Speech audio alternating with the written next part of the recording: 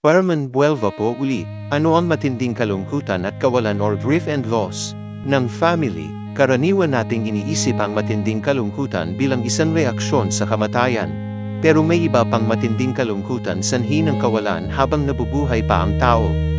Ang matinding kalungkutan na ito ay madalas na nararanasan kapag nag-aalaga sa isang taong may chronic illness.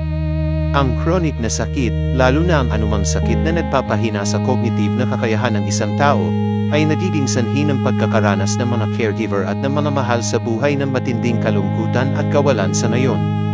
Ang matinding kalungkutan na may kaugnayan sa kamatayan at pagkamatay, matinding kalungkutan na may kaugnayan sa chronic na sakit.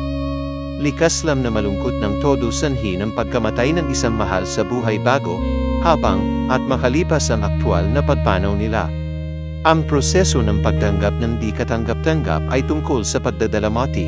Parman Buelva po uli, God bless po.